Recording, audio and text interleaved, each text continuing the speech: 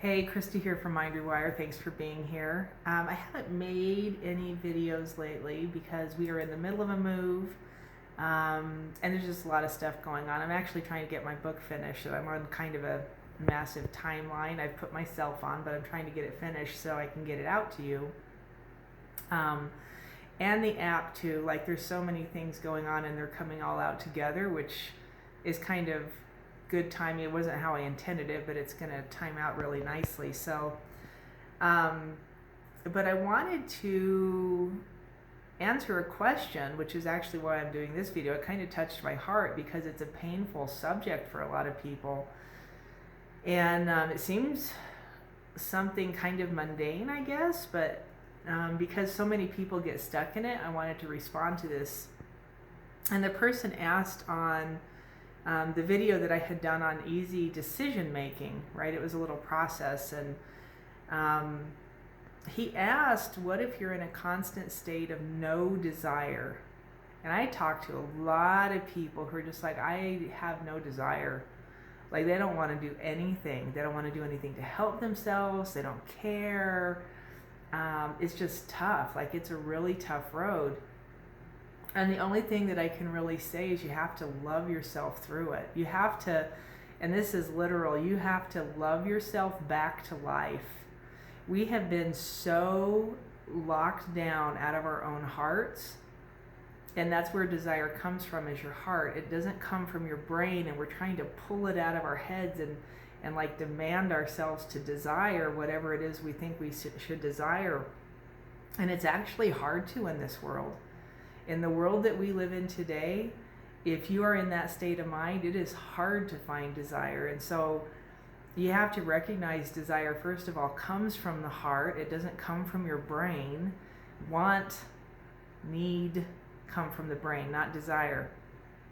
And if you're longing desire, it's probably because you're longing for something else. If you're missing desire, it's probably because you're longing for something else. And what I would suggest you're longing for is your own spirit, right? Because we're so out of touch with that. And that's kind of the direction I've gone with everything recently, is we're so out of touch with our own spirit. When you get contact, make contact and create almost like a relationship with your own spirit, desire, even the definition of desire changes. It's so interesting to me. But to get yourself there, the question was, and I'm reading it off my screen here, what if we are in a constant state of no desire? And then he says, we don't desire, not hate. Not sure what he means by that. And then how do you make a decision then?